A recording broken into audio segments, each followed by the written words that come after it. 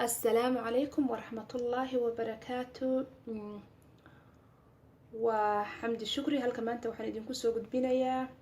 نساليده أنكو كلا فايدة سنجرني مداوات كاها essential oils كا ميد كميدا تاس أو مقعيدو يهي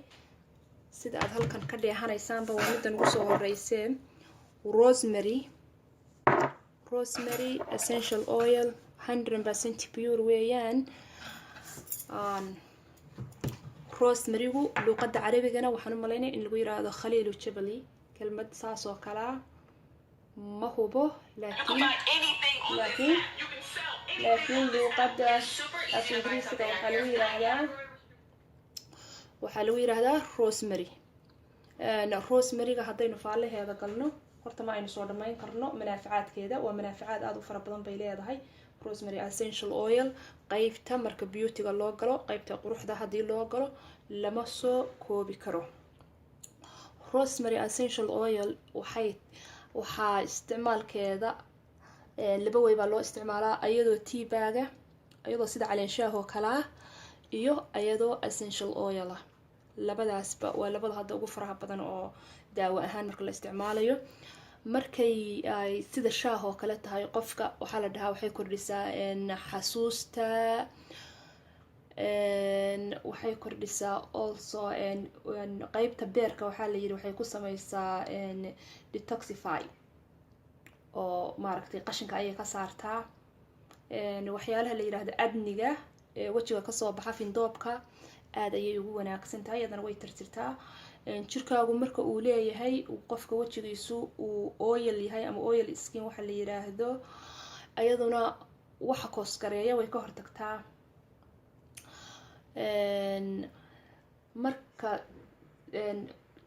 waxay kaloo ayaduna ay sameysaa wax kasta oo ka yimaada dhanka daalka wax kasta oo daal la xiriiro qofka jirkiisu markasta uu daalan yahay ama si physical ah u daalaado ama si oo depressia ama stress wax la yiraahdo ha u daalnaado ama anxiety qofka ha hayso waxyaalaha way iyadana aad bay ugu fiican tahay marka qofka hadii dhaladeeda oo kale intii la furo aad urisid hadii aad sida uunsiga oo kale intaad isticmaashid hadda bariyahan sida mashiinadan yaryar ee soo maaragtay jira oo intii lagu dhibciyo aad gurigaaga meel kaga shidid waxay ku siinaysaa wax columnus maaragtay dajin inay ku dajiso ayay ka dhigaysaa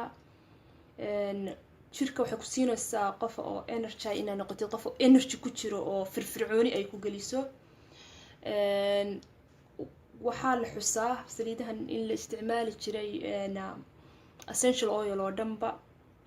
guud ahaan inay wax intaasoo kun oo sano ay ahayd waxyaalaha daawo ahaan loo isticmaalo taa aawadeed marka hadda dhaladan yar oo kale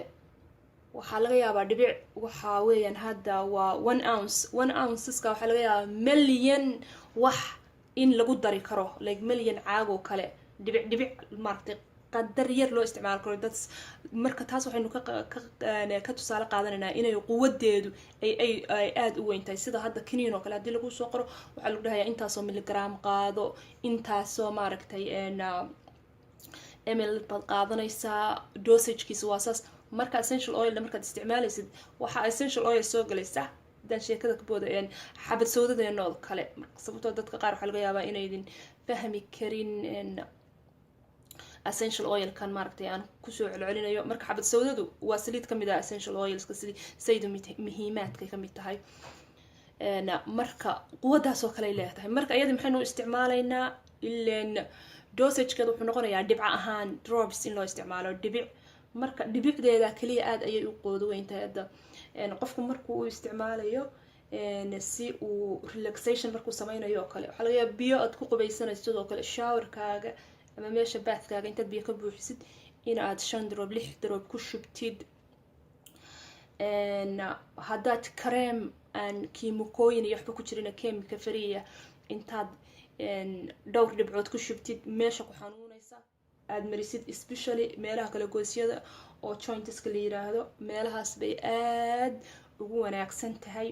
oo hadii meelahaas uu xanuun qofka ka hayo